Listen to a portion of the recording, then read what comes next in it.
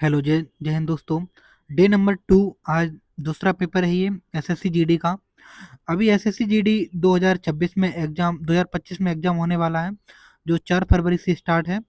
तो उसके ये ऑफिशियल पेपर हैं, इसको आप जरूर देख के जाएं, क्योंकि क्या होता है, रिपीट क्वेश्चन हमेशा होते हैं। तो सबसे पहले पार्ट 4 होते हैं, जिसमें सबसे पहले पार्ट हिंदी की बात करते हैं हम।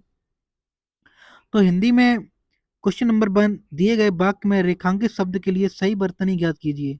सड़कें चौड़ी होनी चाहिए। तो इसमें क्या है, बर्तनी देखना है। तो चौड़ी ऐसी लिखी जाती है। तो और ये वाले सब गलत हैं तीनों। इसका राइट आंसर बन होगा। आगे बात करते हैं क्वेश्चन नंबर 2, जिसमें बताया गया है क्वेश्चन नंबर 2 में निम्न प्रश्न 4 विकल्प दिए गए हैं, इसमें सही पुल्लिंग वाला रूप निकालिए है मुझे। मैं किसी काम से बाहर जा रहा हूँ, को वापस आऊंगा। तो कल, आप क्या करो, स्त्री और पुल्लिंग में एक पहचान होती है, अच्छा और अच्छी लगाओ, या मेरा या मेरी लगाओ। तो यहाँ पर लगाओ मेरा कल।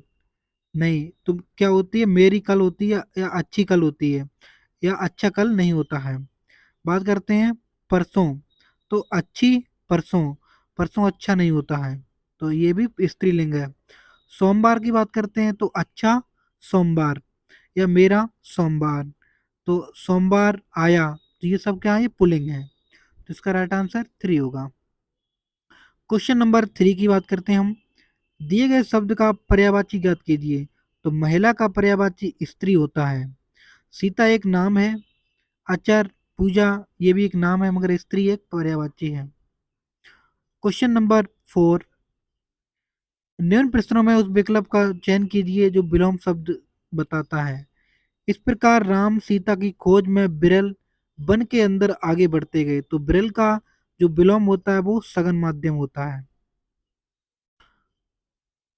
आगे हम बात करते हैं क्वेश्चन नंबर 5। निम्न प्रश्न दिए गए हैं, तो सही शब्द वाला विकल्प चयन कीजिए, रिक्त स्थान भरिए इसमें। योग से मनोरंजन भी किया जा सकता है, तथा भटकते मन को भी प्रदान की जा सकती है। तो क्या शांति प्रदान की जा सकती है। क्वेश्चन नंबर 6,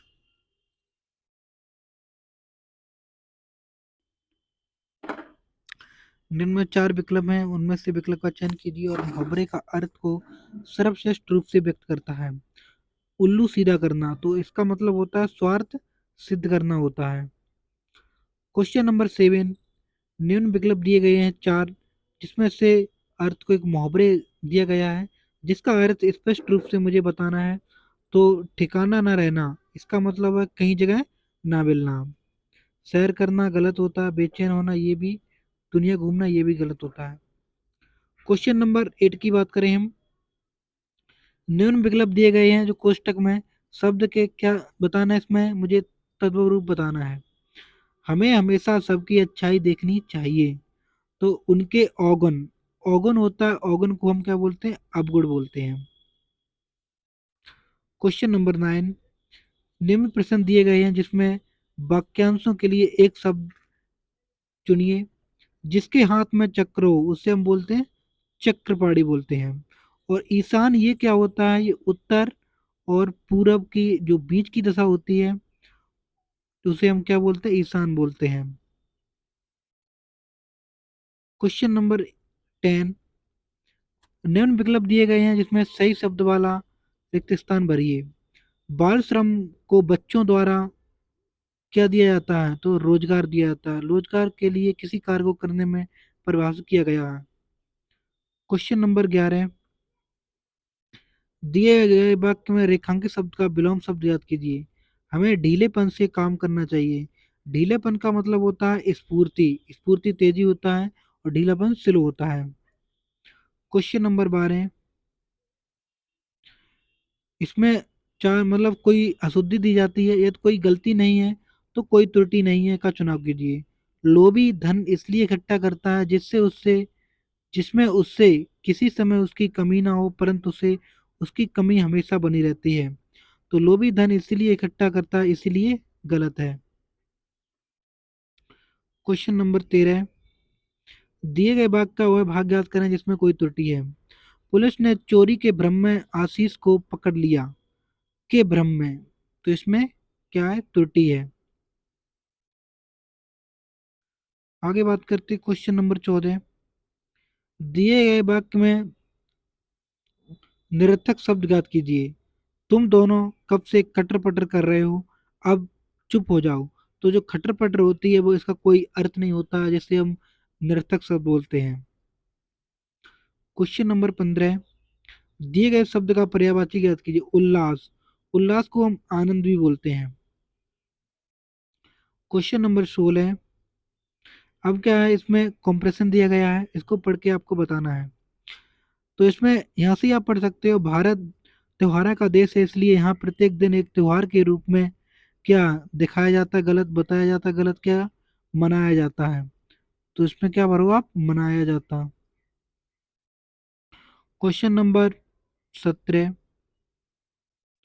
होली का त्योहार भारत के साथ साथ Nepal, Bangladesh, America, Australia, Canada जैसे कई देशों में भी क्या है, प्रसिद्ध है।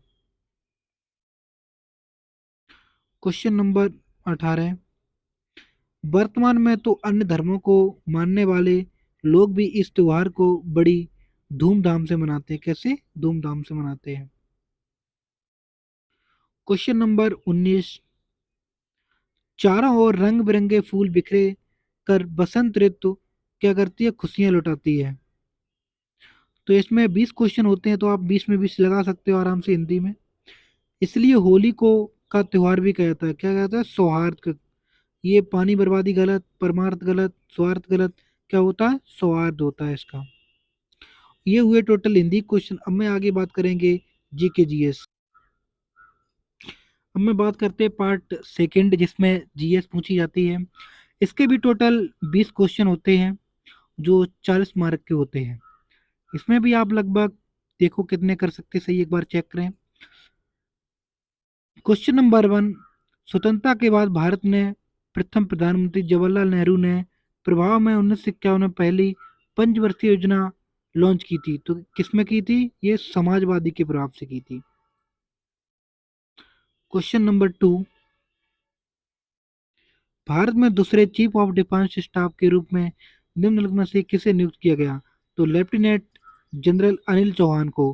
और फर्स्ट कौन थे, तो फर्स्ट आपको पता होना चाहिए, बिपिन रावत थे। Question number 3। सुप्रीम कोर्ट के किस पूर्व न्यायाधीश को आंध्र प्रदेश के राज्यपाल के रूप में नियुक्त किया गया। तो ये एस अब्दुल नजीर थे। Question number 4। संगीत नाटक अकादमी संगीत नृत्य और नाटक के लिए भारत की राष्ट्रीय अकादमी है। इसे 1952 में तत्कालीन भारत सरकार के एक प्रस्ताव द्वारा बनाया गया था, जिसके पहले अध्यक्ष डॉक्टर पीवी राजमन्नार थे। तो ये क्या, शिक्षा मंत्रालय द्वारा। Question number 5। निम्न में से कौन सा भारतीय रिजर्व बैंक के कार्य हैं। तो इसमें मुद्रा जारी करना और आखिर कर्जदाता, ये दोनों कार्य हैं, तो इसका राइट आंसर सी होगा। Question number 6। पन्नालाल घोष निम्न में से किस वाद्य यंत्र के लिए प्रसिद्ध है। तो ये बांसुरी वादक हैं पन्नालाल। और और एक लोग और हैं हरप्रसाद चौरसिया, वो भी बांसुरी वादक हैं। Question number 7। संविधान सभा को भारत के संविधान को अपनाया गया था। तो ये 26 नवंबर 1949 को अपनाया गया था और 26 जनवरी 1950 को इसको लागू किया गया था। और 15 अगस्त को आपको पता है क्या होता है। आगे बात करते हैं question number 8। The loudness of sound is measured in which unit. तो जो साउंड की ध्वनि इकाई होती है उसके हम डेसिबल बोलते हैं, और आवृत्ति को हर्ट्ज बोलते हैं। Question number 9। प्रसिद्ध पुस्तक अर्थशास्त्र में बताती है कि मौर्य काल के दौरान उत्तर पश्चिम कंबालों और अपने सोने और कीमती पत्थरों के लिए महत्वपूर्ण था। तो ये कौन था, दक्षिण भारत था। Question number 10। भारत के निम्न में से किस राज्य में बोनालू पर्व मनाया जाता है। तो ये तेलंगाना में मनाया जाता है। Question number 11। 2011 के जनगणना के अनुसार निम्न में से किस राज्य में महिला साक्षरता दर सबसे अधिक है? तो ये केरल में थी। क्वेश्चन नंबर 12, अमृतसर की संधि पर किस बरस हस्ताक्षर किए गए थे? तो 1809 ईस्वी में हुए थे।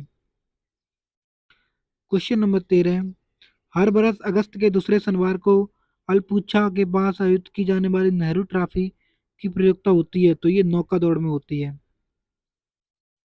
क्वेश्चन नंबर 14, निम्नलिखित में से किस शब्द का संबंध क्रिकेट से नहीं है?